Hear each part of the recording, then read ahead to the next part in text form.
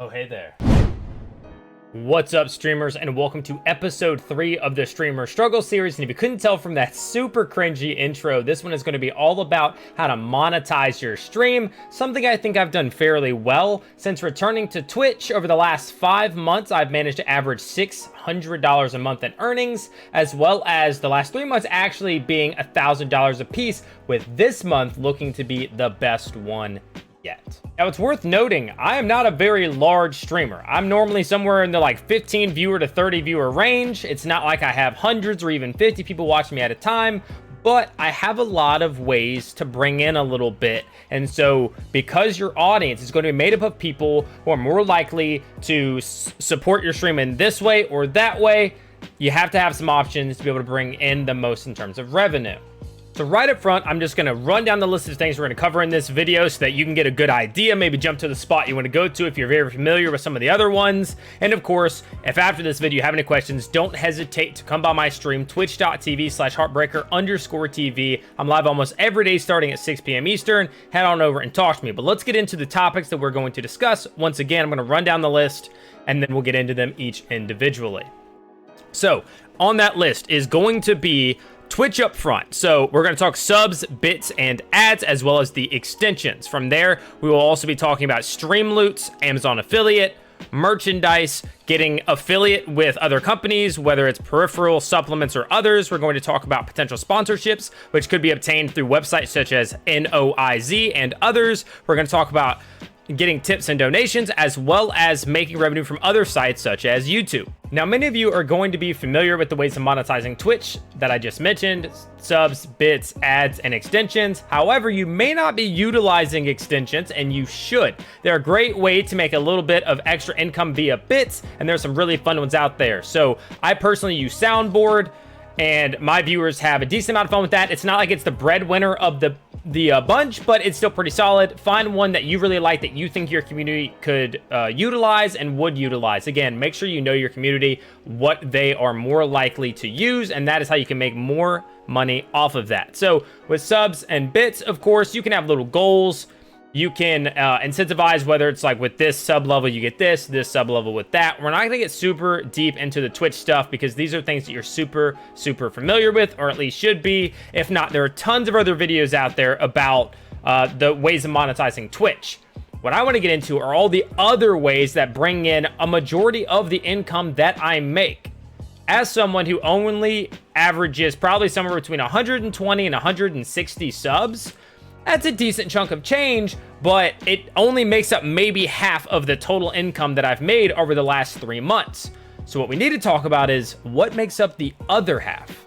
So jumping right into Streamloots. Streamloots is a third party outside of Twitch that has managed to build up a very large community of people who use the application, program, website, whatever you want to call it, to create a way to make a little bit of extra income. I have managed to make a very decent chunk of change off of this, and it's by knowing my audience, knowing that they like to watch me suffer. Your audience may like to see you succeed. That would be great. That would work out in many more ways than just monetization. I, on the other hand, basically create cards similar to Pokemon or Magic the Gathering, whatever you're familiar with. And you know, in those packs, you have commons, uncommons, rares, epics, legendaries, so on and so forth. Well, it's the same thing. So basically, you pick the percentage chance that they get a common, uncommon, all the way up to like legendaries and epics, and then you can make those cards crazy stuff. I play a couple cards where they can make me put underwear on my head. They can make me wear lipstick. They can just make me drop my weapon in the game. I have to get down and do push-ups or squats. All of these are just random ideas, and I'm sure you can come up with even more that are specific to your game or your stream. So very briefly going over some of the perks of Streamloots outside of that is the customization of it. Again, you can make any type of card you want, but you can also set the prices yourself. So you can buy them in the single, a 5, a group of 5, or a group of 10. You can price those however you want, depending on how valuable you think those are to your viewers. You can also take discounts there off the top and make coupons for different special events. Or perhaps you just feel like being nice and you're like, hey guys, buy Streamloots, get them 20% off. So initially, you make 80%, Streamloots takes 20%. If you reach partner status, which is not that hard to do, and if you put in some time and some effort, your community is supportive at least a little bit, you can reach that. So I, as a partner, make 90% of every bit of money that comes from Streamloots purchases. Ew. And so it's a really nice way to add a little additional revenue. Some of my months, Streamloots is my top revenue earner, and it could be yours too. So take a look. Next up is going to be Amazon Affiliates. So Amazon Affiliates is a program through Amazon in which if you put a list or provide the items that you personally use, which your audience is probably interested in, down below, and they click that link to purchase an item, you make a small percentage of the amount of money spent. Now, it does take a lot to add up for the most part, and you may not get it all that often that somebody does this. However, it doesn't hurt anything. Signing up's easy, getting it out there is easy. Throw it in all your YouTube videos in the description like I do. You can see those below. Or put it in a little Twitch panel. They have extensions like Amazon Blacksmith on Twitch where you can just add it in real easy and potentially make some money with very, very little effort. No reason not to. Throw it on there, Amazon affiliate. Next, we're going to talk about merch. Buy my mug. So, merch can come in a lot of different forms. There are a lot of different ways to sell your merchandise, whether it's Teespring, through Stream Elements, through Streamlabs. The list goes on and on and on and on and on. Shoot, you can get your own factor and do it that way. That's expensive. But, so, merchandise. Maybe not every member of your audience wants that, but a lot might. So here's the thing that is worth discussing. Some of your audience members will want to support you for nothing, right? They'll just, well, not for nothing, for your entertainment value, what you bring to them, and they'll just toss you a $10 donation, a $20 donation, whatever it may be. Others, they have this weird thing about that, right? And that's okay. They are used to, and what they like to do is get something for the payment. Some people view like, well, it's the entertainment. Others, it's a hard sell. So you give them something else to spend on. They want to support you. They just need a way to do it. So what you do is create merchandise. Now they can support you, but they get something in return. They get a t-shirt with your logo or a picture on it, something that is relative to you. They get a mug, they get a hat, whatever it may be. That is a way to, once again, diversify your ways of monetization. It's not something tech or digital, such as the Streamloots or donations or anything like that. This is a real item that they get in return, and that will bring in people who otherwise would not be able to support your stream monetarily. Definitely worth looking into. Find something that is unique to your stream, or that is just something really cool and popular that you had a unique idea about. You put it out there, and shoot, that itself could bring more viewers to your stream as well as sales. Now, Amazon isn't the only company that has affiliate programs. You have a lot of them out there, whether it's, GamerSup stuff, G Fuel, Razer, Logitech. A lot of these companies have affiliate programs where, for the most part, they provide you with a code or a link, and if somebody uses your link or your code, you get a small portion, for the most part, of the profit that is made from the item. Again, these aren't huge breadwinners unless you have massive audiences, in which case there's a good percentage chance that several people are doing that a week or a month, and therefore it can add up over time. For the most part, this isn't huge for smaller streamers, but it's worth putting on the list because it is in fact a way to monetize your stream. Now, when it comes to sponsorships, this is again something that's harder to do as a smaller streamer. I haven't even really looked into getting sponsorships myself very much, but I know there are some out there, and I know there are some that are available to smaller streamers. They're typically easier to find if you use a website such as Noiz or Noise, and there are some others popping up. I believe Rainmaker is one of them. I could have that name wrong. I'll write it down if I've messed that up. But there are websites popping up trying to help smaller creators get the chance to stream a game early, or to shout out this item or that item, and they send you a copy or something like that.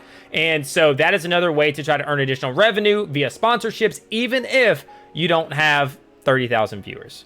So now we move into tips or donations, whatever you want to call them. I believe tips is the safer way because they're not in fact donating to you. So with this, it's kind of hard to talk about because it depends on who's in your stream. Are you setting goals for donations? That's something to do, incentivizing people. It could be, I'm going to do push-ups, or I'm going to have a giveaway, or I'm going to do whatever. Or you just leave it up and you hope that some of the people there are willing to donate or tip to support the stream. Of course, give them something worth that, right? Provide them with enough content, entertainment, education, motivation that they want to do that. The better your stream, the more likely somebody will feel a worth from it, a value, and want to return that value to you in some form, and that could be tips or donations.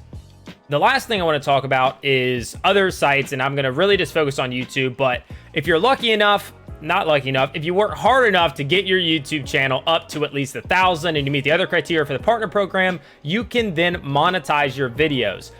Now, you will need a consistent amount of views every month to keep earning some, and it needs to be a decent amount of views. However, if you can do that, that is another way to bring in revenue, bolster what you're making from Twitch and all the other things that we've gone over. So if you haven't already, make a YouTube channel, start producing content, make it good, put in that effort, and in the end, it could very well be the largest amount of income that you get. Now, with all of those things in mind, there's always fun event streams. There's streams where people can donate and it's a jump scare, or very specific things, such as what I did recently to take my subscriber count from 130-ish to 512 was a subathon that got up to 24 hours long. I had capped it at that. I was dead at the end. They are harder than you think. So basically, I started out as a 12-hour stream, which came thanks to a Streamloots card that was played. Shout out to Bob. He played that. I said, how can I spice this up? How can I make it more exciting? I'm going to make it a subathon. So for every sub and every 100 bits that were donated, I added time on. Well, I also had goals for different sub amounts. So at 200, it was this, 300, it was that. 500, I had to schedule a stream where I was going to wear a dress and have a full face of makeup. I regret putting that there. We hit those numbers thanks to an extremely supportive community, and so that was a great way to bring in revenue and give something back to the stream, right? They were paying for something. They were paying to see me humiliated. I need a new set of fans, man. Look, find something creative, something unique for your stream, and utilize that with all the things we talked about before, and that can give you a little extra bonus. You don't want to do it all the time. Again, be authentic. It's not all about making money, especially when you're small. It is about building a community. It's about making people feel like they want to come back to your stream and they want to support you. And at first, the money is just kind of like a nice bonus. I still view it that way. I'm still working on building, and you should be too. So there you have it, folks. Those are the ways that I monetize my stream, as well as a couple extras for you guys. And I hope these were helpful. If they were, please let me know down below in the comments which one you will be utilizing. I have a feeling I know which one it is, but I want to know. So definitely post down there. In addition, if you enjoyed this, if it was helpful at all, you like the content, you want to see more, make sure you click that subscription button, hit the bell so you can be notified when I post more. And of course, you can always come by, as I said before, and talk to me live on Twitch at twitch.tv/heartbreaker_TV. Thank you guys so much for watching, and until next time.